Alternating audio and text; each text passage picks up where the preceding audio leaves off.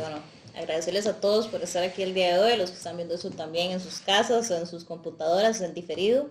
Este va a ser el primero de muchos programas que vamos a hacer, ojalá, donde vamos a estar discutiendo, bueno, estamos yo, Jimena Madrigal, con Daniel Trejos, el equipo de Brock y, bueno, diferentes simpatizantes que vamos a discutir el día de hoy, Iberofonía y Socialismo, el libro de Santiago Armesilla. Hoy vamos a discutir la introducción y el primer capítulo, más o menos ubicados en el índice como el primero y el segundo capítulo del libro. Como les había indicado, no solo estamos nosotros, así que esto va a ser una sesión un poco más abierta, donde, bueno, cualquiera de ustedes puede intervenir en cualquier momento y hacer preguntas o comentarios. Yo voy a tratar de guiar lo mejor que pueda, ¿verdad? Pero si tiene alguna pregunta o me quieren corregir o lo que sea, bueno, están más que invitados. O sea, tengo algunas anotaciones, por eso va a estar viendo el celular, pero empecemos. La introducción, ¿verdad? Es un poco como nos viene a decir cuáles son las bases, de cuáles fuentes básicamente bebe esta visión de socialismo iberófono, ¿verdad? Nos va a explicar, bueno, qué es iberofonía a grandes rasgos, por qué socialismo, ¿verdad? Entonces tenemos que, por ejemplo, bueno, fundamentar teóricamente un proyecto geopolítico postcapitalista, culturalmente coherente para llevarlo a la práctica. En otras palabras, que este proyecto sea efectivo, o para que sea efectivo es necesario que esté bien fundamentado en teorías políticas y económicas sólidas y coherentes, y que además tenga en cuenta la cultura y las tradiciones propias de la región en cuestión, y que además tenga en cuenta la cultura y, bueno, perdón, y que, perdón, y la idea de que para construir un proyecto postcapitalista viable es necesario comenzar por delimitar una plataforma geopolítica culturalmente coherente, desde la cual se pueda desarrollar estrategias efectivas de transformación social y económica. Este proyecto debe tener en cuenta las experiencias históricas, prácticas, políticas, económicas, antropológicas, culturales, geopolíticas, filosóficas e incluso religiosas de la región en cuestión. El objetivo es crear una alternativa viable al sistema capitalista actual que pueda asegurar una vida mejor para la población y que pueda llevarse a la práctica de manera efectiva. Esto a ver, voy a pasarlo un poco por encima, pero para que se entienda, o sea, tiene que ser un proyecto coherente, no puede ser idealista, no puede ser en el aire, tiene que ser sobre una gente real, con una cultura real, con una lengua real, o sea, sobre la vida real, en este plano. No vamos a decir, bueno, es que sobre la base de que todas las personas que tienen ojos verdes, vamos a ser una nación postcapitalista, un proyecto político coherente, no, eso no tiene ningún tipo. Pero cuando ya estamos hablando, por ejemplo, de una plataforma, por lo menos continental, y que pueda incluso verse de manera intercontinental, tomando en cuenta Filipinas, tomando en cuenta Guinea Ecuatorial, tomando en cuenta España, ¿verdad? Pero como mínimo tenemos una plataforma continental, ¿verdad? Que es una unidad ideológica, no tanto ideológica, bueno, a ver, sí, en abstracto, cultural, lingüística, histórica común, ¿verdad? Que va más o menos hoy en día desde el Río Bravo hasta la Patagonia, pero incluso podríamos decir hipotéticamente cada vez más por las migraciones hispanas a Estados Unidos, desde Alaska hasta la Patagonia, ¿verdad?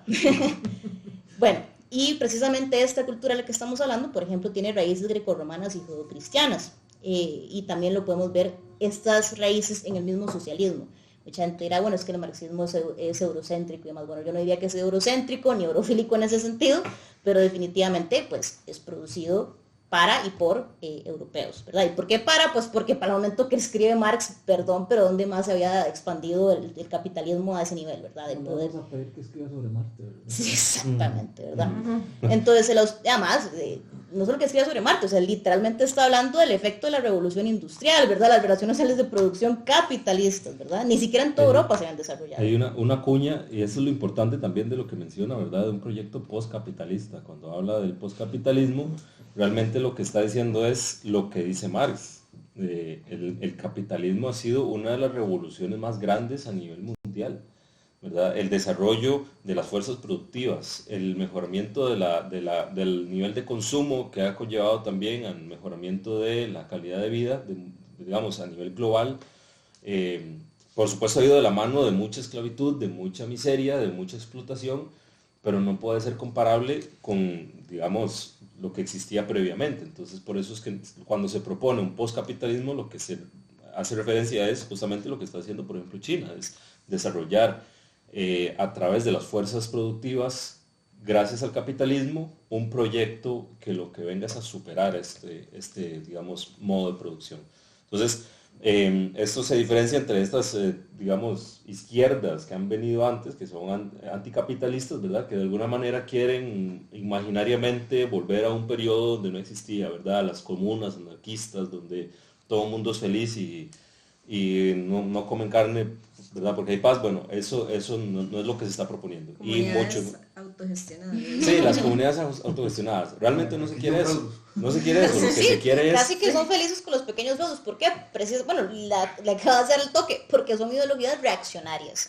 O sea, no son ideologías que buscan avanzar, no son ideologías que quieren o vean hacia el futuro, son ideologías que quieren retroceder, ¿sí? Son retrógradas. Pero reaccionario es lo que Marx se llama en el manifiesto. De hecho, justamente lo que iba a mencionar es que Marx esto lo detalla directamente en el manifiesto, porque Marx no es el único socialista que hay. O sea, a ver, Marx no sale del suelo como una margarita, no, o sea, digamos, Marx viene de un contexto, bebe de diferentes fuentes, que es socialismo francés, con, por ejemplo, bueno, los idealistas socialistas, ¿verdad? También los jacobinos, también bebe del idealismo alemán, ¿verdad? Bueno, y la filosofía política. Economía política clásica, ¿verdad? Entonces, básicamente lo que él hace en el manifiesto comunista es decir, nosotros no somos estos socialistas, nosotros rechazamos este socialismo, que en muchos casos es retrógrado o reaccionario, como por ejemplo, había un anticapitalismo, ¿verdad?, que menciona Marx, que es el de los señores feudales, ¿verdad?, que están viendo básicamente su poder retroceder así de manera muy fuerte, y entonces dicen, no, aquí quiero poner un alto al capitalismo, soy anticapitalista, pero eso es anticapitalista, quiero retroceder, no quiero avanzar, no quiero ver los resultados de este modelo productivo. Y bueno, Jimé, una pregunta ahí. ¿Dicha visión era para volver al modelo esclavista o para un modelo anarcocapitalista? ¿Cuál es la visión de los señores feudales anticapitalistas? van a depender. Seguir siendo feudales la mayoría del tiempo. No Sí. esclavistas, más feudalistas en el sentido de siervo de la gleba, por ejemplo, muy importante, ¿en qué se caracteriza el feudalismo? Descentralización administrativa, descentralización política. Básicamente había una unidad casi que solamente para el pago de impuestos e intereses de vasallaje con el rey, ¿verdad? De que le debemos lealtad en una guerra y demás. Pero eso... Más autogestionado. Entonces es mucho de... Ahora, que si curiosamente que lo menciona, también tenemos el caso de Kropotkin, ¿verdad? Que bueno, Kropotkin era un príncipe, ¿verdad? Entonces de alguna manera también es anarco feudalista en ese sentido. Pero bueno, no sé si ellos agregaron una más.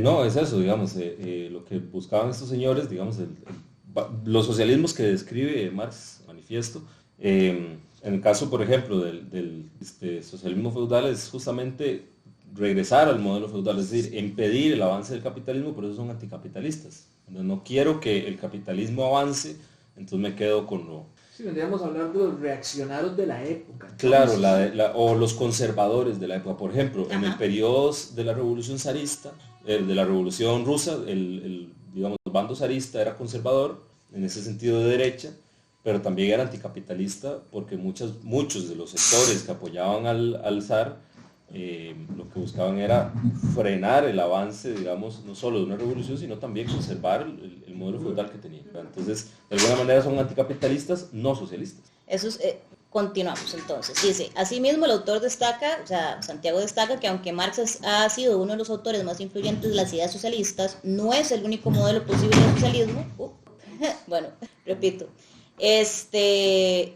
No es el único modelo ni única propuesta socialista. Por ejemplo, existen las ideas socialistas de los cristianos católicos. Por ejemplo, el autor sostiene la necesidad de mantener una posición abierta a la colaboración con propuestas políticas y eurófonas y socialistas que no sean necesariamente ni marxistas ni materialistas políticas, siempre que no entren en contradicción con el enfoque general del proyecto postcapitalista. O sea, en resumen, se destacan las raíces grecorromanas de la idea de socialismo presentes en la eurofonía y su potencial influencia en la construcción de un modelo socialista que se ajuste a las características culturales y políticas de la región iberoamericana.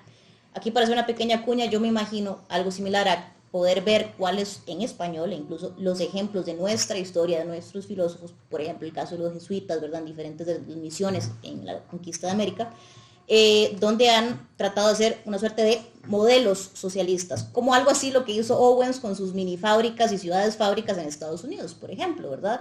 Que bueno, y en Marx se inspira en eso, claro, se inspira y lo critica fuertemente porque es una base idealista, pensaba que con hacer esa pequeña aldea, ¿verdad? Y todo iba a salir bien, y a partir de eso iba a surgir el socialismo. Bueno, Marx un poco lo que llega a decir con todos estos es dejen de pensar de que ustedes en sus ideas aisladas van a poder cambiar un modelo de producción, digamos. O sea, el problema aquí es, como dicen en inglés, don't hate the player, hate the game, ¿verdad? O sea, hay que, enfoquémonos en que el problema es estructural. El problema no se soluciona porque usted se salga del juego, el juego sigue. No atacamos los síntomas, sino la causa. Exacto, no los síntomas, sino la causa. Muy bien. Continúo. Bueno, el socialismo que presentamos en este libro es del materialismo político. Se diferencia del diamato, materialismo dialéctico, que vemos más presente en el desarrollo, digamos, de la Unión Soviética. Por muy diferentes razones, pero aquí no nos vamos a adentrar mucho en eso. Pero bueno, la situación geoestratégica de la eurofonía en la construcción de una alternativa postcapitalista. Bueno, significa que se inspira en el marxismo, en el materialismo político de Gustavo Bueno y en la teoría del capital de Marx. En este enfoque define la construcción de una plataforma geopolítica culturalmente coherente, desde la que se puede lanzar un proyecto político económico definido que organiza centenares de millones de hombres en los 5 continentes. Recordemos unos más de 500 millones de hispanohablantes, ¿verdad? Contando los portugueses. El autor argumenta que la situación geoestratégica de la eurofonía es fundamental en la construcción de una alternativa postcapitalista debido a la posición intercontinental de la eurofonía y en los lugares estratégicos desde los que se enfrenta al imperialismo depredador capitalista actual. Además se menciona que la construcción doctrinal del proyecto eurófono y socialista se escribe, se articula y se piensa en el idioma mayoritario de la eurofonía, el español. Sí, la mayoría de los hispanohablantes hablamos español, en efecto. Bueno, no sé si aquí hay algún comentario, alguna duda con respecto al tema de materialismo político. No sé si vos querés profundizar. Simplemente decir, bueno, que el tema de la unidad cultural, ¿verdad? Habla de pues, una herencia grecorromana y judeocristiana, ¿verdad? Que me parece importante aclarar qué significa esto. La mayoría ya tiene alguna noción, ¿verdad?, de lo que significa grecorromano, pero básicamente es filosofía griega, ¿verdad?, que también pues, abarca el mundo romano, pero también es que todo nuestro sistema jurídico viene también de la antigua Roma. Es decir, nosotros somos herederos del sistema de pensamiento, no solo filosófico, sino también jurídico, de lo que es el mundo grecorromano, ¿verdad? Y ahí podemos abarcar muchas regiones del mundo, pero para hablar de nuestra región, nosotros somos parte de esos que tienen esta herencia. Y luego hablar de lo judeocristiano, hablamos de la ética, de la moral, ¿verdad?, de la forma de pensar, de la religión, que para nosotros es el catolicismo, que es la religión que llega a América, luego se divide en diferentes religiones, ¿verdad?, protestantes de este tipo, pero pues básicamente todos tenemos esta forma de pensar judeocristiana, forma de interpretar el mundo. Por eso realmente no recuerdo el autor que lo menciona, que dice que Hispanoamérica piensa en católico y habla en español. Entonces me parece que es... ¿Es ese? Durantes Prados, es que creo que es Durantes Prados, sí, pero no estoy totalmente seguro. Entonces, puede dejarlo por ahí, luego lo busco quién es el que lo dice, pero me parece que es la frase que resume mejor esto que estamos diciendo, ¿verdad?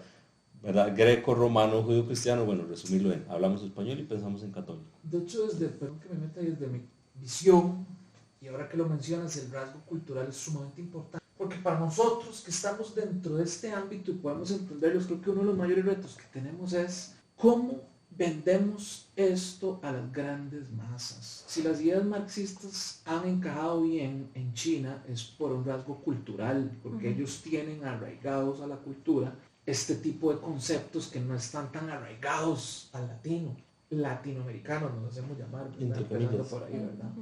Entonces yo creo que nosotros tenemos un reto enorme que es, entre nosotros nos entendemos, discutimos, debatimos, planteamos tesis, antítesis, pues lo que verdaderamente importa es cómo jalamos al ciudadano de a pie a estos temas, cómo vendemos el materialismo político y cómo vamos disminuyendo esa brecha cultural que impide que las ideas marxistas encajen en nosotros. Es una lucha enorme. Y ya que vos traes a la mesa el tema de la cultura, creo que es uno de los rasgos que nosotros, en pequeñas pinceladas, entendemos esto, otros más, otros menos, tenemos que traer gente. Si no vendemos esta idea, el proyecto no es viable. Y creo que esa es una de las bases de la vida. Antes de que diga Joaquín, nada más decir que, bueno, justamente creo que por eso en la introducción se menciona, ¿verdad? La importancia, lo mismo que hizo China, lo mismo realmente que hizo Stalin y Lenin en la Unión Soviética.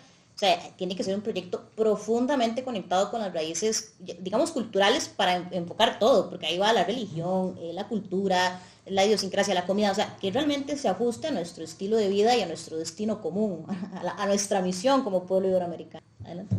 No, y que también hay que pensarlo mucho a lo que es incluso a nivel país Costa Rica, ¿verdad? Porque hay muchos otros países donde hay relaciones de clase muchísimo más marcadas que aquí, ¿verdad?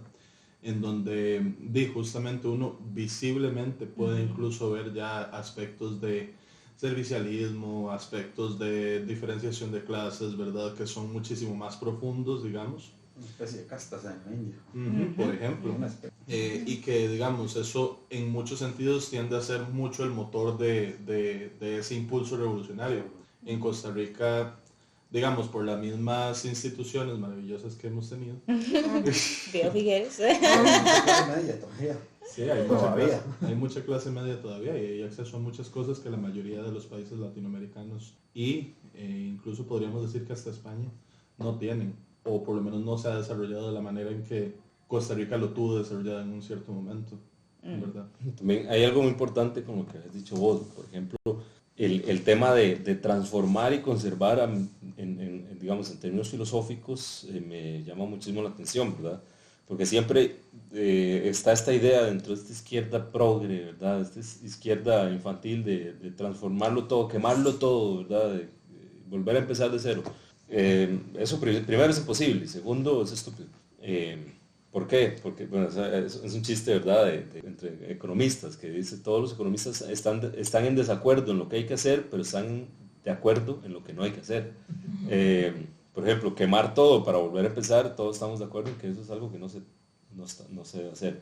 Por ejemplo, en cuestiones culturales, China, cuando hace la implantación del partido dentro de su estructura institucional y cultural, hay unos elementos que existían en la China imperial, por ejemplo, los exámenes para los administrativos, ¿verdad? O para el funcionariado del imperio, que eran exámenes que usted si aprobaba podía ingresar. Y ellos lo incorporan, ya era un elemento cultural de China, y ellos entonces para ingresar al partido, como militante del partido, usted tiene que hacer un examen. Es un proceso larguísimo. Son procesos de muchos años donde ellos se preparan para poder ingresar. Entonces es un prestigio poder ingresar. Entonces ellos se implantaron dentro de una estructura ya, digamos, de muchos milenios que existía en la cultura china y se implantaron ahí. No cambiaron, no borraron, transformaron.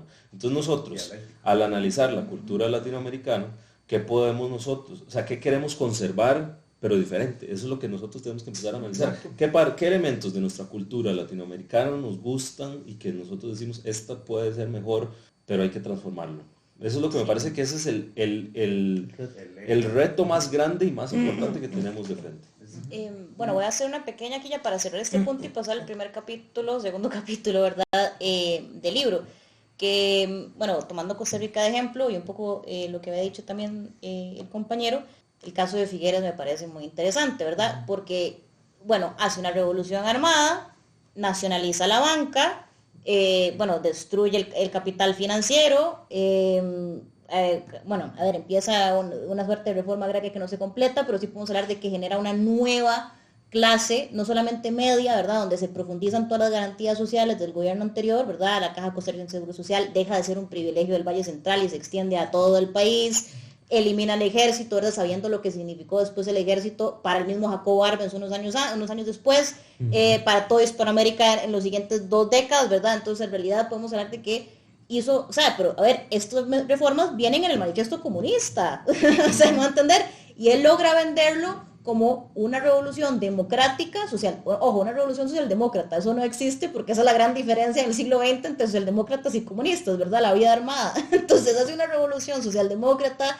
y hace un montón de medidas comunistas, ya ni siquiera socialistas, y aún así le vendió a los costarricenses de que eso es democracia pacífica, de amor, y no le dijo a nadie socialismo, y él era anticomunista con todo el mundo, ¿verdad? Entonces sí logró de alguna manera hacer cambios revolucionarios que hoy en día podríamos decir casi que de inspiración marxista, por lo menos en este gobierno de facto que tuvo por 8 meses, y no le dijo a nadie que eso era comunismo, o sea, no le dijo a nadie que eso era socialismo, y logró hacerlo nacional. Un tipo que ni siquiera es de padres costarricenses, ¿verdad? Logró entender muy bien esto. Una pregunta ahí, dime. Estamos proponiendo que la figura de Figueres tuvo una especie de carisma más allá de lo que los políticos de este país han tenido y por eso logró lo que logró. Esa es una pregunta yo creo que abierta, no sé sé si es para mí. Bueno, yo creo que el Sí, para término. todos. yo A creo ver, que- ¿me pueden decir aquí quién de sus abuelos ama con toda su alma a Figueres? o lo aman o lo odian. Bueno, ¿no? en mi Ajá. familia somos calderonistas de hueso colorado, pero yo lo quiero mucho. En mi familia, déjeme ver, la bisabuela por parte de mi mamá participó o sea, no sé si fue militar, pero sí participó en el sentido que civilmente, no sé, con los figueristas. Claro. Y sí que hay un gran respeto por la figura de Pepe Figueres. Y ojo que a ver, Pepe Figueres, aquí no somos figueristas, ¿verdad? Aclarar ya que estamos hablando, porque esto es muy No importante. tengo ninguna Por si acaso, porque- contra los figueristas por aquí. Bueno, es que digamos, luego se puede malinterpretar, ¿verdad? Decir que estos disque comunistas, pero Figueres, ¿verdad? Pero simplemente, digamos, aquí no se trata de ser ni Hay que ser liberación. racional. Exacto, o sea, hay que analizar los hechos Exacto, con total. objetividad. Y ojo, que ser objetivo no es lo mismo que ser neutral, ¿verdad? Ok. Obviamente que nosotros, hay muchas cuestiones de Figueres, pues obviamente que se pueden criticar y bastante, pero de lo que estaba mencionando Jimena, eso es un ejemplo de cómo el socialismo se puede implantar a escala nacional, ¿verdad? Y ese es el ejemplo perfecto, que sí, aunque les duela a muchos, pero Pepe Figueres rompió el paradigma de la política en este país. Fue el que llevó bueno, ya el Estado liberal ya estaba en crisis, ¿no? Pero yo considero que ya después con las reformas, las reformas sociales y con la llegada de Figueres, fue el sepultamiento total del Estado liberal. O sea, ya no existe más el Estado liberal y empieza otra cosa. Y eso es lo que podemos decir que es revolucionario en ese sentido, porque para que algo sea revolucionario es que es algo completamente nuevo, es otro paradigma y No se puede volver no atrás. puede volver para atrás. Sí. Aunque no fue una revolución, que no fue una revolución comunista, marxista, para nada, pero sí que fue una revolución y eso hay que decirlo. Y hay que aprender, eso es lo más importante. Tenemos que aprender de la historia. Ok. Ahora sí, perdón. No, tranquilo. Más bien, disculpa si te... Pero, Dino, también es que hay que considerar que el periodo justamente es como un cierto tipo de lucha entre dos tipos de socialismos, ¿verdad? Un socialismo desde arriba y un socialismo no más científico, pero sí un toque tirando más como a teorías más liberales, ¿verdad? De nuevo, el socialismo no es algo exclusivo como tal del marxismo, del comunismo, ¿verdad? Y de nuevo, antes estábamos comentando diferentes formas de hacer el socialismo, ¿verdad? Y en ese sentido, creo que justamente el proyecto de Figueres lo que hace es que en muchos sentidos horizontaliza el gobierno costarricense, digamos. El gobierno de Calderón sí viene como un cierto tipo de proyección social, dando como la Caja Costarricense de Seguro Social, la Universidad de Costa Rica, ¿verdad? Pero son proyectos que vienen desde una verticalidad muchísimo más tajante que lo que plantea Figueres, que plantea la creación de diferentes organizaciones autónomas, empresas que compitan en libre mercado con otras empresas internacionales, ¿verdad? Y de alguna manera, digamos, ir creando como un mercado interno en competencia también con otros mercados internacionales, ¿verdad? El principal problema del proyecto liberacionista es que se pensó muchísimo más importante de lo que era, y justamente esto es un poco culpa de la figura de Pepe Figueres, porque Pepe Figueres, después de la guerra civil, construye toda una figura alrededor de sí y el Partido de Liberación Nacional, que al final de cuentas es el canon histórico para las relaciones internacionales costarricenses. Entonces, por ejemplo, nosotros estamos viendo que Costa Rica tiene esta perspectiva de que es el país más pacífico de Centroamérica, y porque no tenemos ejército y demás, pero toda esa imagen fue construida a partir de Figueres. O, por ejemplo, Costa Rica se habla de que es el que tiene mejores tratos o un mejor desarrollo económico con diferentes potencias, llámese europeas, Estados Unidos y demás. Bueno, esto fue a partir de Figueres igualmente, ¿verdad? Entonces, de nuevo, no es apoyar una figura muerta, porque claramente ya los resultados de la historia demuestran los fallos del proyecto figuerista y el proyecto liberacionista, pero definitivamente sí hay que hacer hincapié en que Figueres fue y es la construcción del Estado costarricense como nosotros lo conocemos hoy en día.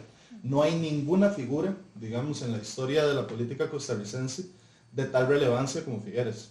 Ni siquiera Oscar Arias, ni siquiera cualquiera de los Calderón. O Alfredo. O Alfredo González Flores. Sí, Básicamente. Bueno, para cerrar el tema de Figueres, me parece que quedó clarísimo, ¿verdad? Que no somos ni antifigueristas ni figueristas, ¿verdad? Simplemente objetivo. Objetivos, pero sí hay algo que muchos, tanto detractores de Figueres, ¿verdad?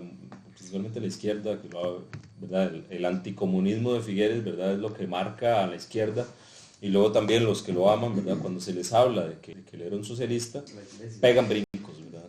Pegan un brinco, los dos. Pero es muy fácil comprobarlo, los mismos escritos de Figueres hablan en esos términos. El socialismo que queremos, lo dice él, lo dice Figueres, y el mismo también Daniel Oduber, ¿verdad?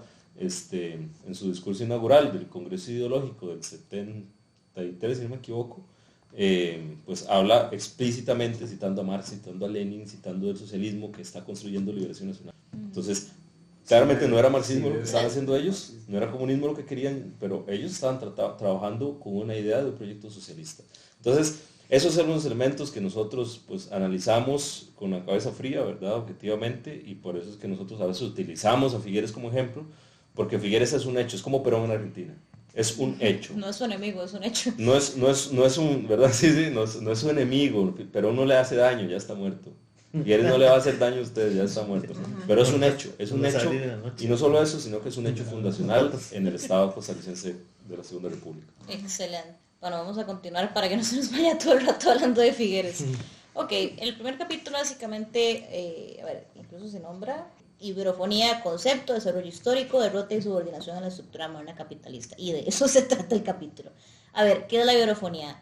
Se define como el espacio geográfico, cultural, histórico, civilizatorio, intercontinental y multinacional compuesto por todas las naciones políticas y poblaciones territorialmente localizadas, que tienen como lenguas oficiales mayoritarias a las lenguas española y portuguesa, sin exclusiones ni excepciones geográficas. La idea de que iberofonía incluye todas las naciones políticas y territorios administrativos soberanos donde el español y portugués son lenguas oficiales y mayoritarias sin importar su ubicación, no es originario de Hermesilla, sino que viene de un libro llamado Iberofonía y Paniberismo de Durantes Prados, ¿verdad? Por si acaso quieren consultar, que es donde salen datos interesantes como que el 60% de los portugueses estaría de acuerdo con una unificación con España, por ejemplo. Sí, habría que ver, no sé si esos son datos previos a la eurozona, digamos, porque bueno, y con la eurozona prácticamente todo es el mismo país, ¿verdad? En muchos sentidos. Pero bueno, no sé a lo que se refiere, no he leído el libro. La historia del materialismo político, dialéctica de clases, estados e imperios anglosajones y capitalismo. Se describe el materialismo político que sostiene que la dialéctica de clases es el motor de la historia, más bien es el materialismo marxista. La dialéctica de clases es el motor de la historia en todas las sociedades políticas que existen, ya que se expresa a través de la dialéctica de estados e imperios. Así, solo mediante la dominación política de los estados y los imperios, las clases sociales, ¿verdad? La élite o aristocracia británica, por poner un ejemplo, puede imponer e implantar su visión de la historia y de las relaciones humanas.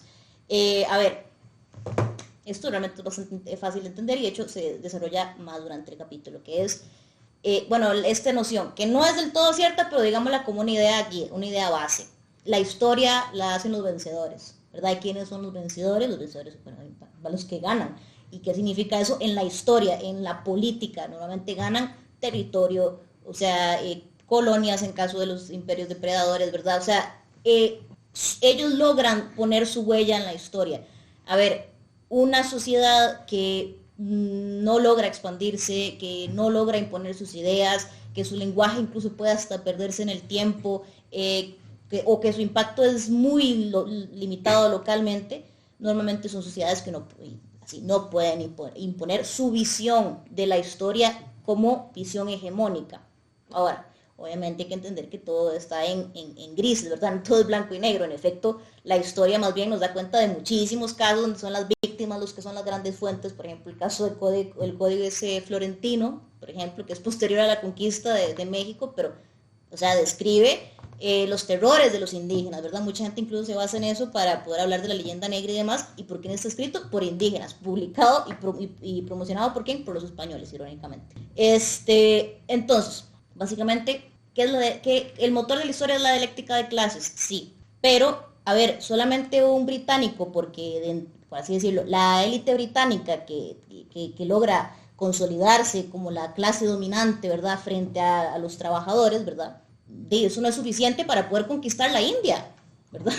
Entonces estamos hablando de que se necesita de poder, y esto está en Marx también, pero poder entender la dialéctica de clases y llevarlo a lo más grande, que es también su funcionamiento internacional, ¿verdad? El Estado como una herramienta de la clase, eso sí hay que tenerlo muy claro. El Estado es una herramienta de opresión de clase, no solamente a su proletariado y demás, o a sus clases digamos, subordinadas, sino también incluso a clases subordinadas en otras partes del mundo, ¿verdad? Como es, por ejemplo, poner maquilas al otro lado del mundo, ¿verdad? Para poder pues mantener las riquezas. Perdón, ¿quieres decir algo, Dani? No, eso estoy como asimilando todo y formulando como ciertas cosas en mi cabeza, y también mencionaste volver a Marx, y no sé por qué, no sé cómo les va a sonar a esto, pero yo trayéndolo a nuestra época, a nuestro país y a nuestra realidad, a mí me encanta como formular esta tesis de sí, ocupamos volver a Marx, pero también ocupamos volver a Maquiavelo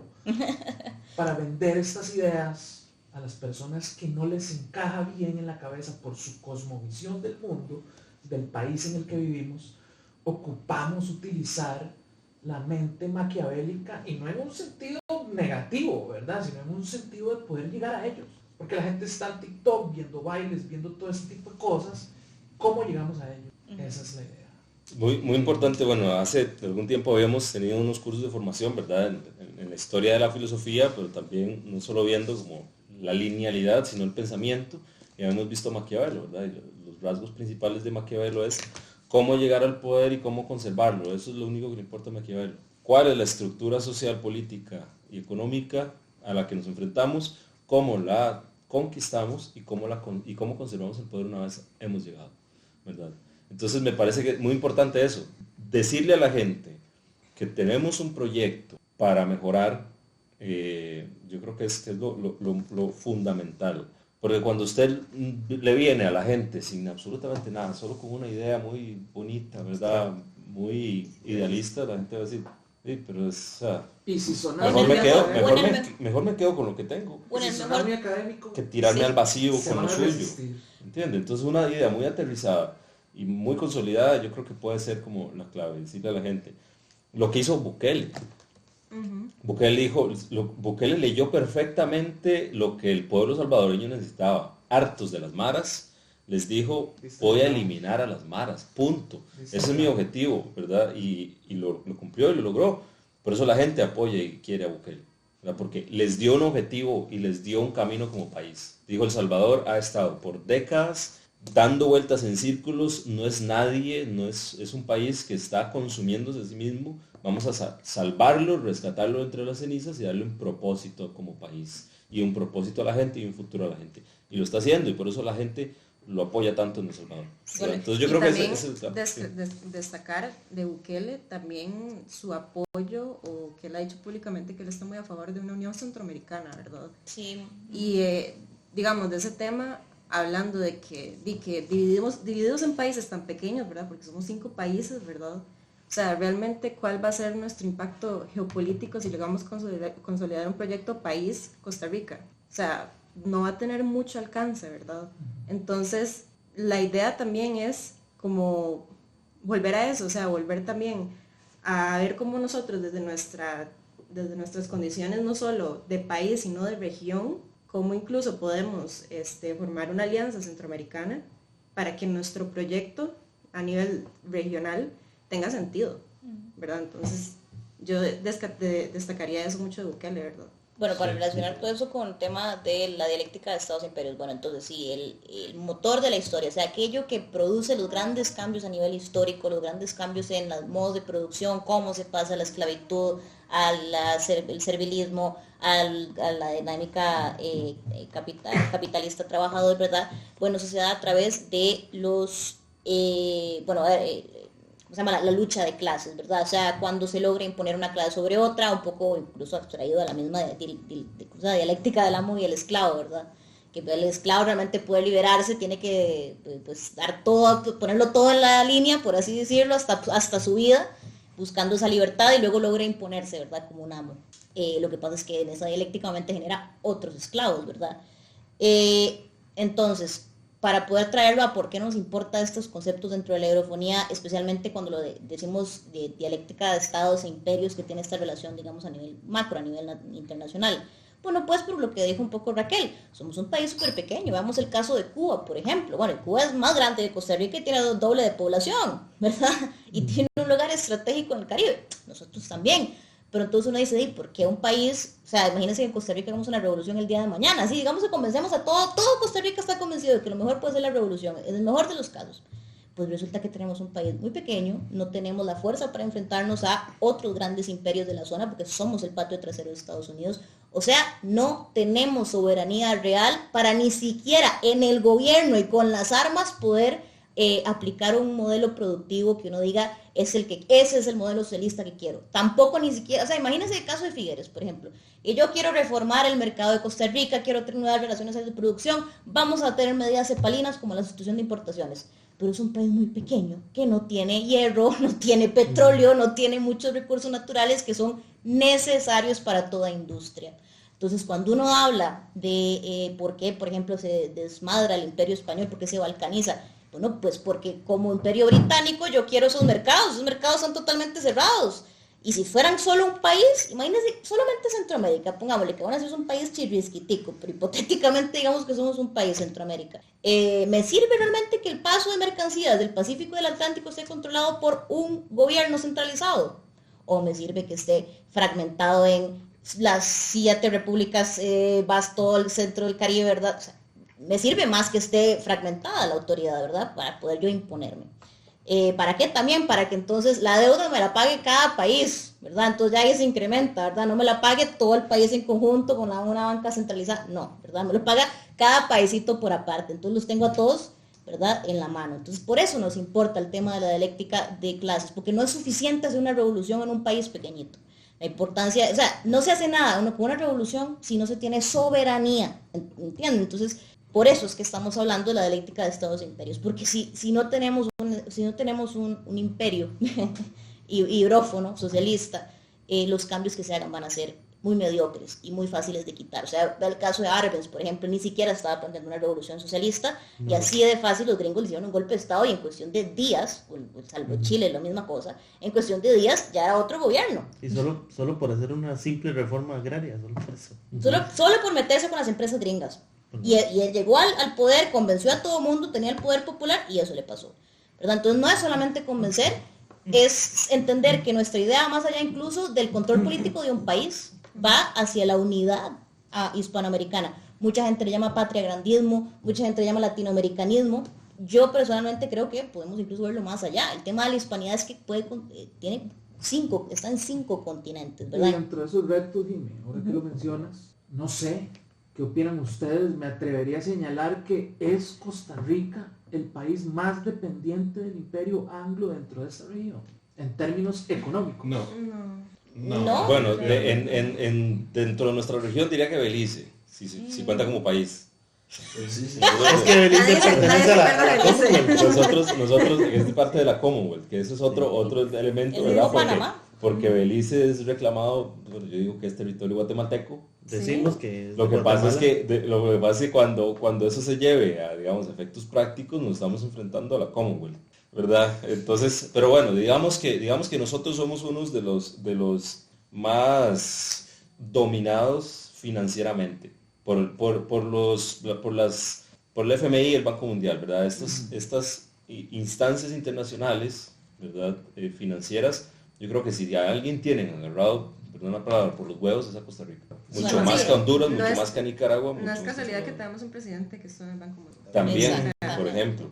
Luego, por ahí Panamá, lo que pasa es que Panamá sí tiene una masa social muy despierta, digamos, tiene sindicatos privados muy sólidos.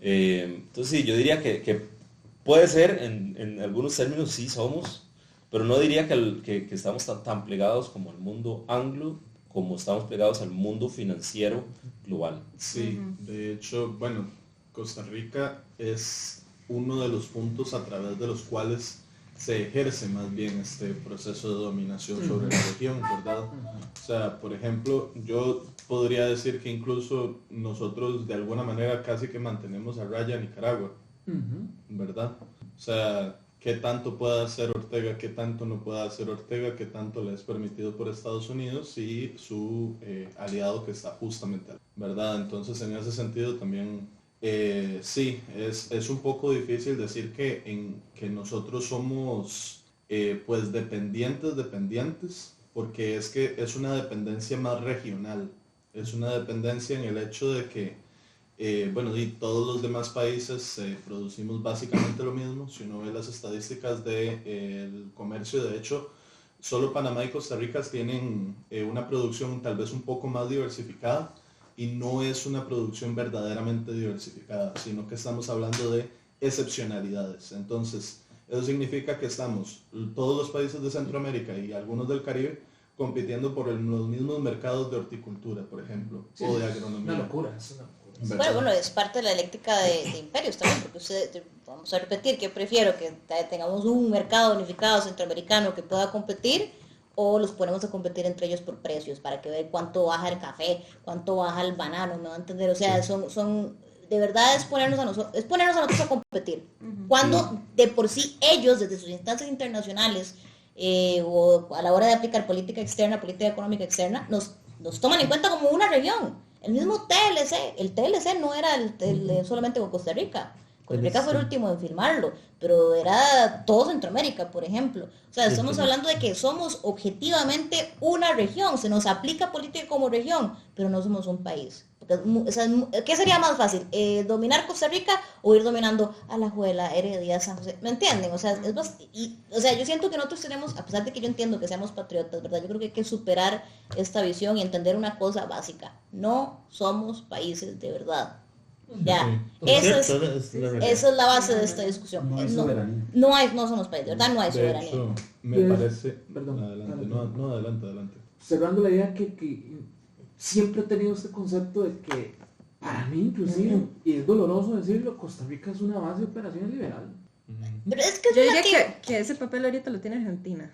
Bueno, hoy en día un poco más, sí. Sí. Realmente Costa Rica, yo creo que históricamente, incluso en el periodo liberal, ha sido el país centroamericano que más ha podido garantizar su soberanía, al punto tal de que ha sido el ejemplo de soberanía por excelencia de la región. O sea, en realidad este cambio a ser la joyita de Estados Unidos es relativamente reciente, porque ya se le fue Somoza, porque ya se le fueron todos sus dictadores regionales, ¿me Perdió entiendes? el canal de Panamá. Perdió el canal de Panamá. Entonces, técnicamente, Costa Rica sí sigue siendo su aliado, pero si lo vemos bien, históricamente, más bien Costa Rica ha sido el país más neutral de la región. Fue el primero de Hispanoamérica en tener relaciones con la Unión Soviética. El primero en Centroamérica en reconocer a China. En Centroamérica reconocer a China, en tener relaciones económicas. La guerra a Alemania. El primero en declarar la guerra a Alemania. Bueno, la cosa es que sí, por ejemplo, el primero en tener bananeras. Ahora, que uno diría, eso no es un gran privilegio. No, pero sí, eso significó que hubo mayor capacidad de negociación que ya después Honduras, por ejemplo, donde o sea, en Honduras hubo guerras civiles promocionadas por compañías bananeras Volviendo competidoras. volviendo al mismo ejemplo de Arbenz. O volviendo al mismo ejemplo de Arbenz. Entonces, realmente Costa Rica a nivel centroamericano ha sido el gran ejemplo de soberanía. O sea, incluso el mismo Nicaragua, o sea, mide mucha su soberanía con respecto a Costa Rica, históricamente. Ahora, yo no creo que ese sea el caso. Yo creo que ya hoy en día no es el Creo que caso. formulé mal la pregunta. La pregunta debe haber sido, ¿seguimos manteniendo esa soberanía que solíamos tener? Porque mi percepción es que hoy en día las cosas han cambiado mucho. No, yo creo que ya ni siquiera nuestra política exterior ni nuestra política interna es decidida aquí. La soberanía nuestra, a final de cuentas, la pusimos en jaque con el último gobierno de Figueres. De hecho, cuando ya Figueres estaba de alguna manera agotando su figura, ¿verdad? Para pedir préstamo internacional, crear empresas a lo loco, y al final terminamos en una crisis gigantesca. Sí, pero no, yo no lo pondría en ese periodo, porque todavía Daniel Oduber tiene mucho margen de maniobra, todavía la mayor compra de empresas se hace en el gobierno de Daniel Oduber. Pero ¿es primero el de Oduber o el segundo de Figueres? No, Oduber es el último de Liberación. Oduber es el último. Sí, después de Oduber sigue... ¿quién sigue después de Oduber? Charlie. Bueno. No. Bueno chicos, cerrando Sí. porque ya De deberíamos hecho, terminar. Yo quería también mencionar un poco lo que vendrían siendo los conceptos de Estado e Imperio, ya justamente del libro de Iberofonía y Socialismo, que me parece que de acuerdo a la discusión que estamos teniendo es importante recalcarlos, especialmente tal vez un poco para entender y asimilar un poco la idea de que los imperios no desaparecieron con las dos guerras mundiales, ¿verdad? Que todavía seguimos dentro de todo un margen de influencia imperial, ¿verdad? Y que eso no se va a ir hasta que entonces se tome otro margen de influencia imperial, ¿verdad? Entonces, bueno, si no les molesta puedo leer aquí un poco del libro. Rápido. Ok, sí, bueno. Un Estado es un conjunto complejo de instituciones que se asientan sobre un territorio con un mismo cuerpo jurídico administrativo, que controla la población, administra un patrimonio histórico, divide la propiedad de tierra y con ello el trabajo, estableciendo clases sociales, y que cierra todo con fronteras que implican un ejército permanente, un cuerpo diplomático y la capacidad de establecer acuerdos y relaciones exteriores. Y un imperio, a diferencia de un Estado, requiere una organización política supraestatal, en la que la sociedad política estatal logra poner a su servicio a otras sociedades políticas, sean preestatales, convirtiéndolas en colonias, provincias o virreinatos de aquella, o estatales, como protectorados o controlándolas manteniendo su independencia formal, en una suerte de ficción jurídica estatal. Cuando se logran establecer una red ejecutiva, legislativa y jurídico-administrativa, económico-comercial, tributaria, militar, diplomática y geopolítica, que alcance casi a todo el mundo conocido en la época de historia. Gracias. Yo voy a, bueno, ya la siguiente parte sería ya más hablar del desarrollo histórico de lo que se llama como iberofonía, pero un poco también entendiendo este concepto nuevo de la dialéctica de estados e imperios, de que para poder imponer un modo productivo, recordemos, estamos hablando de iberofonía y socialismo, para poner un modo productivo se necesita de un imperio que esté detrás para imponerlo, ¿verdad? O sea, no fue como que llegó un británico a la India y ya había capitalismo en la India porque no, o sea, se necesita de todo un entramado jurídico, político, militar para poder imponer este modelo productivo, y a su vez es una necesidad el mismo modelo productivo reproducirse en el mundo, ¿verdad? Para poder sostenerse, crear nuevos mercados, etcétera. Entonces, básicamente es una búsqueda para poder tener suficiente soberanía intercontinental y poder en nuestra esfera del mundo imponer un modelo, como en algún momento se hizo con el Imperio Español y Portugués, que se dividió el mundo en dos. Entonces un poco el desarrollo histórico, que vamos a hacerlo muy rápidamente, del Imperio Español y Portugués, que en algún momento fueron el mismo, de hecho, que es como la base histórica del proyecto iberófono, a lo cual uno le puede hacer agregarle más cosas. Por ejemplo, ¿qué se habla aquí? Bueno, se dice que la definición de la España contemporánea y de la iberofonía como la conocemos empieza en contraposición al Islam en la Reconquista. Ahora hay que recordar que hubo 800 años de dominación islámica de gran parte de la península ibérica, que desde el siglo VIII, si no me equivoco, empieza a reducirse. O sea, casi inmediatamente los cristianos contraatacan, pero sí la dominación de Al-Ándalus fue muy rápida. Pero quedan unos reinos al norte, especialmente Asturias, ¿verdad? Lo que conocemos como Asturias. Empieza su encrucijada, ¿verdad? Primero como casi que avanzando río por río, ¿verdad? En este momento no me acuerdo los nombres de los ríos de España, pero uno ve que la progresión, digamos, es casi que llegando un nuevo río.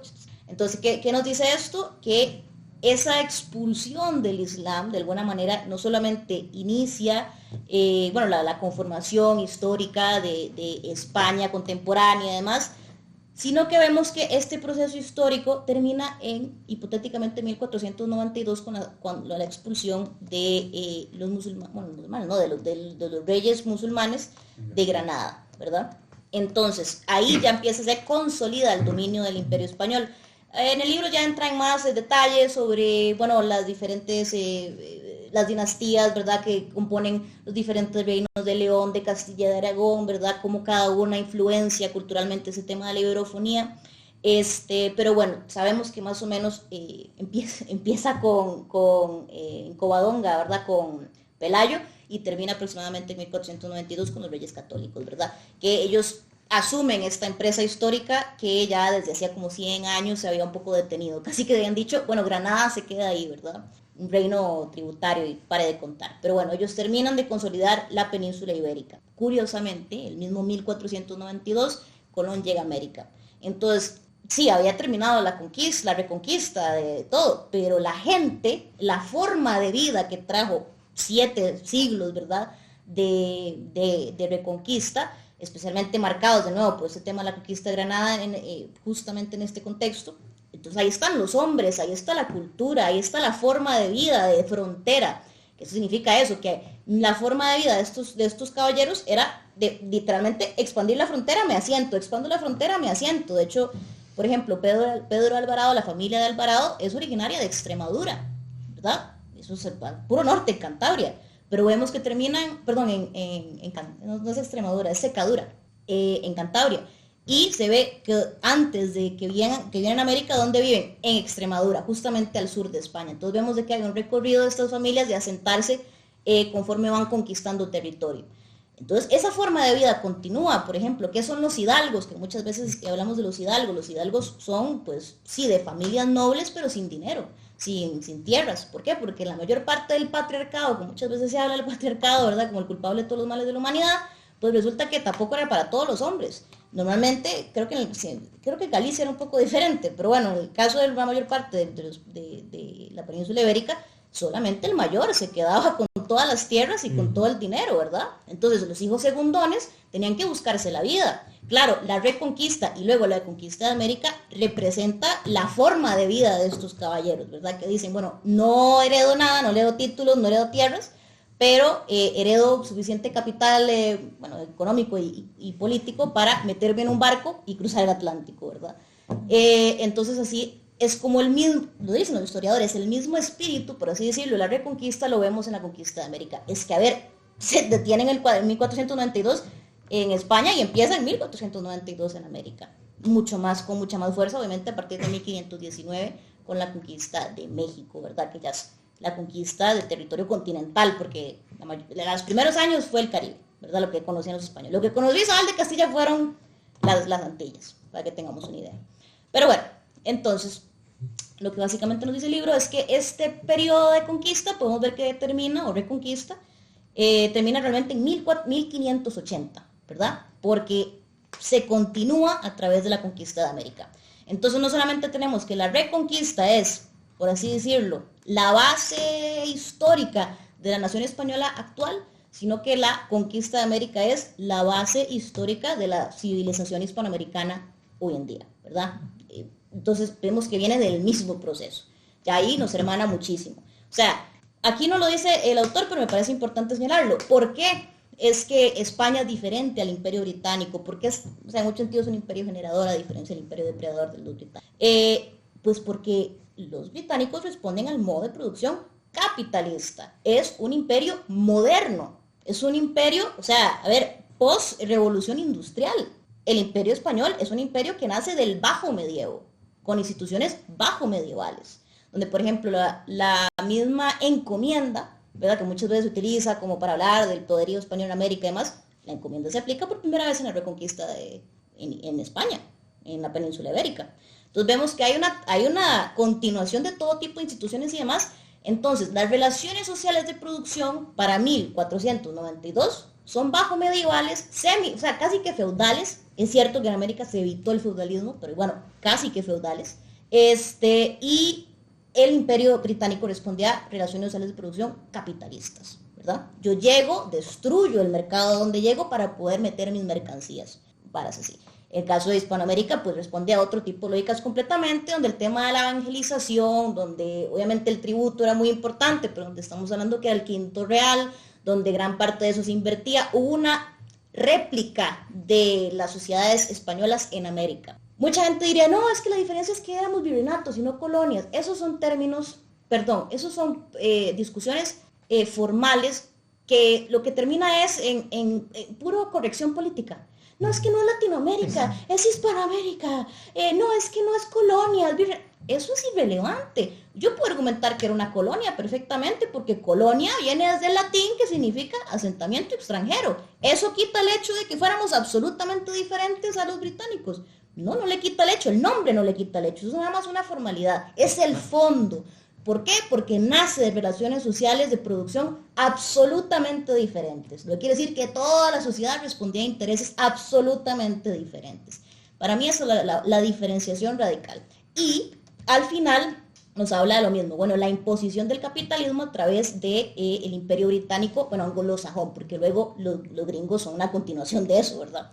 Entonces, lo que habla es que si bien este periodo que es casi que, que de intermedio entre el medievo y la modernidad, que realmente es el periodo de gran auge del Imperio Español, que es de 1492 hasta aproximadamente, pongámosle 1786 si quieren, o la Primera Guerra Mundial, o cuando quieran, pero bueno, hasta el inicio de la modernidad, ese periodo no tiene nombre.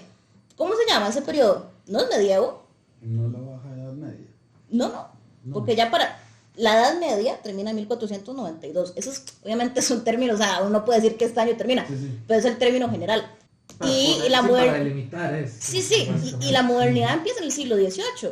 Entonces, entre el siglo XVI y el siglo XVIII, siglo XV y XVIII, ¿qué hay? Yo conozco como el Renacimiento, 1500. Bueno, el Renacimiento es una buena palabra, pero... Así lo conozco yo, güey. Pero técnicamente no es un periodo histórico, es más es un movimiento artístico, curiosamente. Porque vemos que, pues sí, pero tenés razón. El punto es que es muy difícil de decir, es esto, es esto, es esto. Pero sí, lo que sí sabemos es que es un periodo del auge del Imperio Español. Son 300 años de la historia del Imperio Español antes de su fraccionamiento. Sí, antes de su fraccionamiento durante todo su apogeo. Donde es el periodo en donde los portugueses y españoles dividen el mundo en dos. Primero con el Tratado de Tordesillas y luego con el Tratado de... ya les digo, pero bueno. El punto es que la Iglesia Católica básicamente dividió el mundo en estos dos imperios. Dos imperios que durante cierto reinado, empezando con Felipe II, es el mismo, ¿verdad? Pero ¿qué significa esto? Todo el mar Atlántico está totalmente controlado. O sea, es un sistema absolutamente proteccionista, un sistema, de hecho, bastante centralizada su administración en temas de comercio, mucho más descentralizada en temas administrativos, pues, un imperio muy grande, ¿verdad? Y ya con cambios, por ejemplo, con la introducción de los Borbones. Bueno, el punto es que, para no hacer el cuento muy largo, después de cuando ya, por ejemplo, se da la revolución industrial en Europa, especialmente en Inglaterra, vemos un cambio en las dinámicas de poder en Europa y en el mundo. ¿Por qué? Porque, de nuevo, este modelo capitalista exige a libre mercado, ¿verdad? Exige que yo pueda comerciar con América, porque no me dejaban comerciar con América. Me exige que yo pueda pueda cruzar el Atlántico mis mercancías como me dé la gana sin tener que lidiar con ninguna administración, ¿verdad? Entonces sobre eso se construye esta nueva idea de Occidente. Un Occidente, de hecho, si me permite, sí, adelante.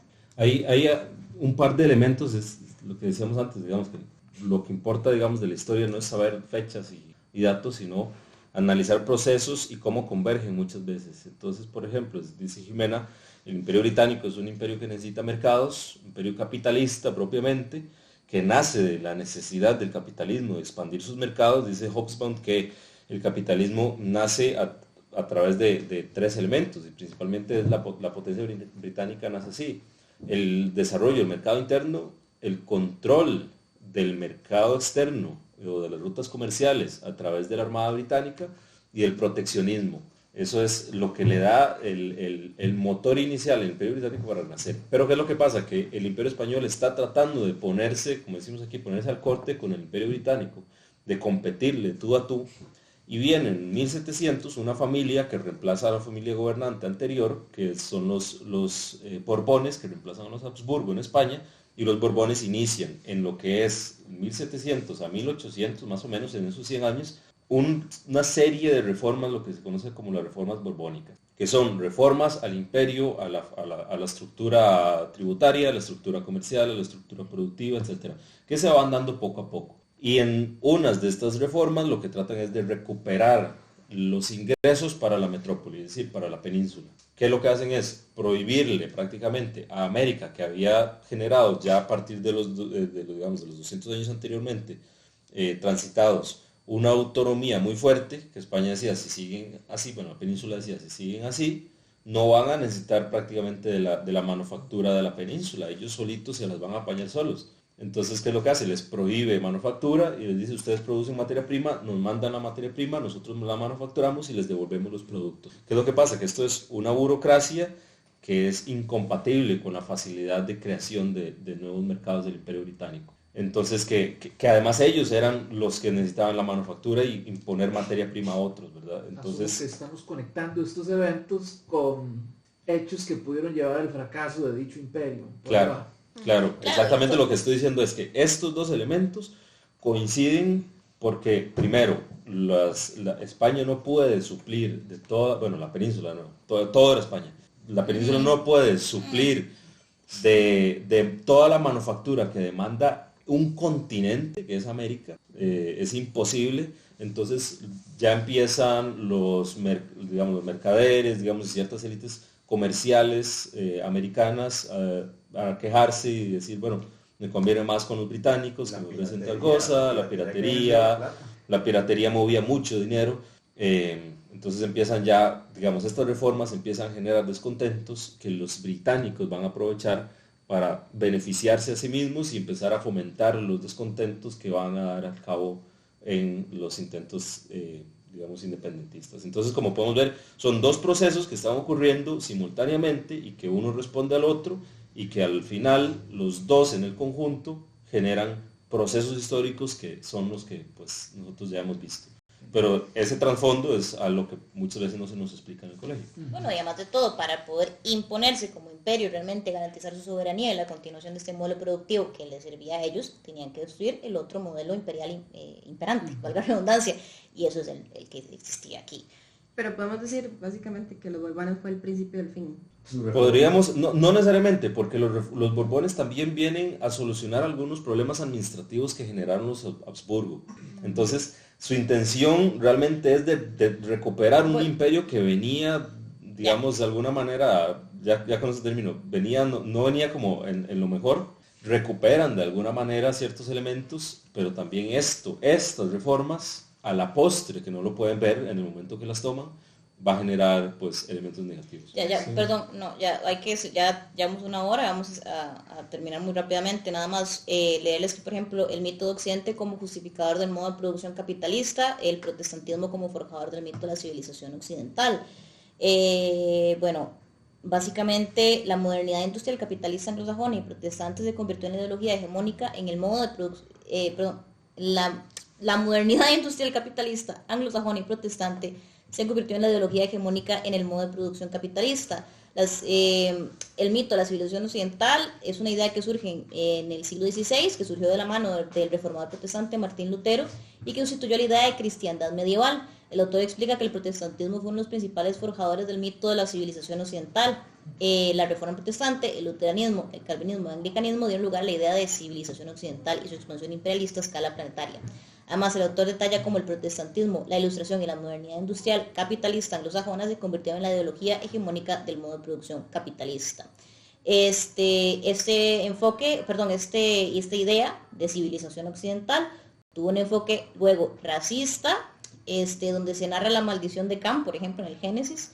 Además contribuyó a unificar la conciencia racial y cultural de la civilización occidental. Básicamente se está hablando de que a partir de la visión protestante, que era la visión hegemónica que se había empezado a forjar desde Carlos V, ¿verdad? Que es donde se da esta gran ruptura, en el Imperio Británico, digamos, a ver, Marx lo dice más fácil, el protestantismo es la versión capitalista del cristianismo, ¿verdad? Sí, o sea, es una visión donde no hay comunión, donde no hay universalidad, donde las razas están separadas. Es más, tan separadas están de que si vos naciste blanco y de ojos azules es porque vas a ir al cielo porque Dios te quiere y ya Él te eligió, ya estás escrito en el libro de la vida, diría el Magedón. Pero los negros no, y por eso son negros, ¿me entiendes? Esa es la noción. Dios no los quiere y por eso son negros, y se ve, ¿me entiendes? O sea, la gente bonita es porque Dios los quiere. Ese tipo de nociones están muy presentes en el protestantismo y parte de ahí está la noción de por eso los puedo dominar, porque no tienen alma, porque ni Dios los quiere, porque los voy a querer yo. O sea, están ahí como los animales para que yo los use, ¿verdad? Esa es la noción que tienen ellos que se diferencia por completo de la nuestra. También toda esta cuestión de la teología de la prosperidad va muy de mano del capitalismo. Hay un elemento muy importante y es la noción del trabajo y la función del trabajo. Ujú. Para el mundo católico el trabajo siempre había sido como una glorificación a Dios, ¿verdad? Yo trabajo, ¿verdad?, para gloria de Dios. En el protestantismo ya no es tan así. Es yo trabajo para tener riquezas y si entre más rico soy quiere decir que Dios me quiere más, ¿verdad? Entonces la misma lógica ya del trabajo, de algo súper importante en la vida social, ¿verdad?, en el desarrollo de una sociedad, es totalmente otra visión en el sentido. Si naciste con plata es porque Dios te quiere. Desarrollan la ideología de la prosperidad, de hecho, que utilizan mucho ese término Sí, en sus sí. cultos. Teología de la prosperidad. Entonces, nada más para terminar, bueno, ya ahora hablamos del colapso del imperio, ¿verdad? Entonces, hubo una modernidad alternativa que fue totalmente erradicada, ¿verdad? Porque, bueno, venían estos dos modelos compitiendo por imponerse, ¿verdad? El capitalista y el alternativo hispano, que no es que no fuera capitalista, es que realmente es un periodo de transición entre el feudalismo y el capitalismo, por donde sea que uno lo ve. Muy mercantilista en muchos Eso sentidos. debe decir, me encanta. Claro, que mucha Pero gente... viene el mercantilismo. Exacto, muy mercantilista, donde por ejemplo hubo mucha conexión con China por el tema de la plata, ¿verdad? O sea, no es que no hubiera comercio, no es que no hubiera apertura, de hecho se llama que fue la primera globalización, a ver, se conectaron 5 continentes. Inclusive la plata española fue la que fastidió el imperio chino. Sí, Cambió el modo de cómo se pagaban impuestos en China y básicamente cuando hubo una hambruna no había que comer porque no había ese impuesto, ¿verdad? Que era comida para los chinos, el imperio chino se movía así. ¿ves? Un cambio paradigmático. Bueno, eso es lo que hace un imperio. Puede imponerse su forma de vida y puede imponerlos a otros, que es realmente lo que queremos.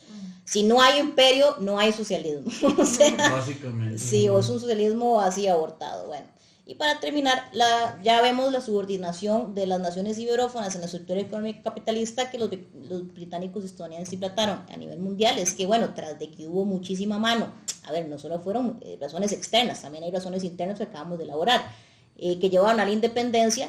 De nuevo, habían muchos lobos hambrientos ahí esperando a que el rebaño se liberara, ¿verdad?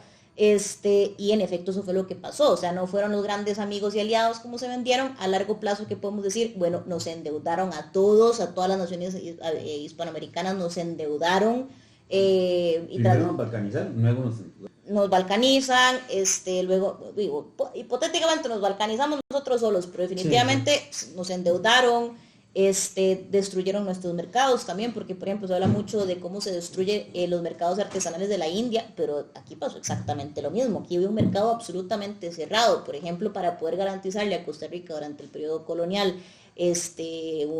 algún ingreso, tuvo que haber un estanco de tabaco, ¿me entiende? Aquí, para que aquí hubiera algo en qué trabajar. Bueno, cuando se va el Imperio Español, y ahora cualquiera puede producir tabaco, no hay ningún estanco, entonces ahora Costa Rica tiene que competir en libre mercado con Guatemala, con Perú, con lo que sea, ¿verdad? Entonces estamos hablando de que nos ponen a competir entre nosotros, tenemos una balcanización, perdemos soberanía, ¿verdad? Porque en el momento donde ya no tenemos esa unidad hay muchos huecos que se meten, pues cuanto interés privado posible, ¿verdad? Entonces estamos hablando de que esta balcanización no es solamente el problema de la balcanización, es que viene toda la pérdida de soberanía, la introducción de un nuevo modo capitalista que causó estragos, aunque al mismo tiempo podemos ir a largo plazo. A ver, la introducción del modo capitalista en todos sentidos es positivo. O sea, lo mismo, o sea, suena feo decirlo en estos términos. El mismo Marx en su momento defendió el imperio británico en la India, por ejemplo, precisamente porque argumentaba que la introducción del modelo de producción capitalista era un progreso por las relaciones sociales de producción que ahí se daban y, por así decirlo, ya se hacía mundial el fenómeno del trabajador y la dialéctica del trabajador y el capitalista, ¿verdad? Que eso ya permitía, por así decirlo, dar paso a una suerte de modo de producción a escala mundial, ¿verdad? Donde permite que se pase un modelo socialista con los términos que Marx lo dice, ¿verdad? Porque usted no puede pasar de un modo de producción totalmente anterior, ¿verdad? Sin haber pasado por esto. Bueno, esa es la versión marxista. Ya después vemos que con China y con Rusia, realmente quien impone el capitalismo, quien trae el modo de producción capitalista son los socialistas, ¿verdad? Con su suerte de nuevas políticas económicas. Pero bueno, en los términos de Marx, eso no se había visto, para él sí era más etapista. Un paréntesis ahí, podríamos denominar la incursión del modelo capitalista en China a un modelo postcapitalista, ya que es un modelo capitalista adaptado a las necesidades de ellos, ¿o no?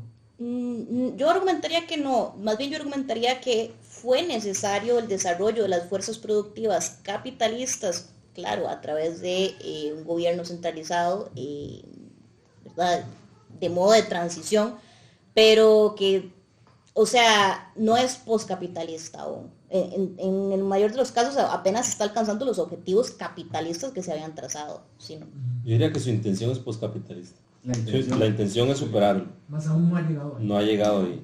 Y está lejos todavía. Se supone, tengo entendido que ellos, bueno, no se sabe que ellos planifican cada 5 años, ¿verdad? Son planes quinquenales, ¿cierto? Pero se supone que ellos tienen visualizado que para el 100 Los 100 años del años Partido llegar Comunista apenas al socialismo. O sea, que desde la perspectiva de China, ni siquiera ellos se conciben como socialistas en este momento. O sea, que hasta el 2049, 48, 49, 2048, es que ya se supone, tiene marcado como ellos se han propuesto desarrollar toda su economía, sus partes productivas para ahora sí, según los planes de ellos, ¿verdad? Si no hay, y ya ellos asumirse como un país socialista. Claro, habrá que ver qué va a pasar dentro de unos 25 años si no empieza la Tercera Guerra Mundial, ¿verdad? O algo así, una catástrofe.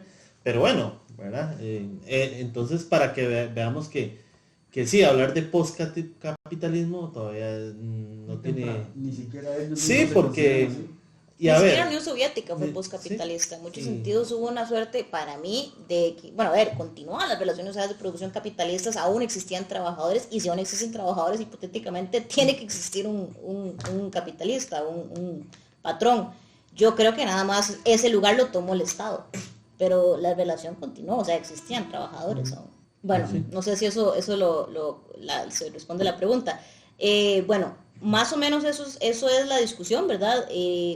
Entender el desarrollo histórico no solamente de cuál es la justificación histórica, geográfica, ¿verdad?, de aquello que llamamos iberofonía, sino también cómo esta base histórica de la que partimos, este imperio español y portugués, caen precisamente por la misma dialéctica de Estados imperios, por la imposición del capitalismo. De igual manera, aquí nada más adelanto, porque esto no necesariamente viene en sus capítulos, los países hispanoamericanos recibimos ese capitalismo, lo aplicamos, ¿ha funcionado? Esa es la pregunta realmente. ¿Ha funcionado realmente? Porque yo me atrevería a decir que la base de la conformación de nuestros países es la balcanización. Por eso existe Costa Rica, Nicaragua, Venezuela, todos. Es una balcanización. Entonces, para poder una balcanización producto de los intereses capitalistas. Entonces, para solucionar esa balcanización, realmente se puede, siquiera es posible hacerlo sin eliminar la raíz capitalista de nuestras sociedades, porque para mí es la raíz, es la base de nuestra separación. El que exista un capitalismo que no se adecua a nuestros intereses, no se adecua a nuestra idiosincrasia ni a nuestra cultura, y directamente está hecho en contra de nuestro avance como sociedad. Y bueno, les dejo la pregunta ahí, si quieren discutimos un toquecito antes de terminar el video. Yo creo que siempre pondría en tela de dudas el llamado libre mercado, que nunca ha sido libre, siempre ha sido regulado por el que está en el poder, en este caso el Imperio Británico, siempre regulaba los mercados, los destruía, pero él era el que proveía y daba las normativas. Entonces yo no sé qué tanto sea libre mercado.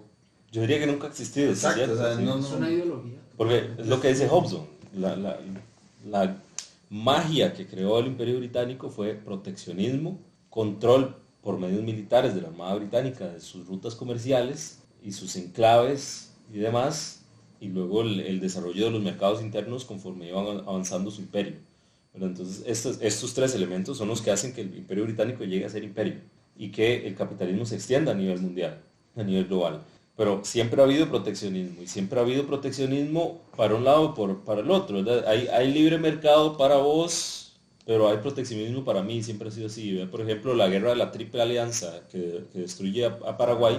Paraguay tenía una de las industrias, no solo algodoneras, ¿verdad?, textiles, sino también siderúrgicas más grandes de Sudamérica, y esos eran justamente los mercados que el Imperio Británico dominaba. Entonces no podía permitir que los mercados sudamericanos compraran de Paraguay, porque le iban a dejar de comprar. Está más cerca, está ahí a la par, y además del río, No, no, el río pues sale muy fácil, ¿verdad? Para Río de la distribuir, no, el río de Paraguay sale por el Chicos, del no otro lado, estamos bueno, no importa. Bueno, es que estaban más cerca al del norte, río más y- al norte, sí. ajá. Entonces, pues como pueden ver, lo que Sí, hace el es mercado. financiar 3 gobiernos, Argentina, Uruguay, Brasil, para que invadan entre 3 países a Paraguay, lo destruyan, le quiten el 60% de su territorio, maten el 50% de la población más o menos, destruyan su industria, destruyan absolutamente todo, para ellos seguir siendo quienes dominan. Entonces, libre mercado para ustedes, proteccionismo para mí. Creo que en economía se llama el subir la escalera y botarla. Digamos, como que yo Llegué arriba y ya no quiero que vengan. ya no quiero que venga nadie, entonces boto la escalera. Bueno, yo creo que ya podemos dejarlo por aquí para el video de hoy. Quiero agradecerles a todos que están viendo esto de sus casas. Dejen sus comentarios, dejen el like y suscríbanse al canal de Europe. Vamos a seguir haciendo esto cada 2 semanas. Entonces, muchas gracias. Aquí es.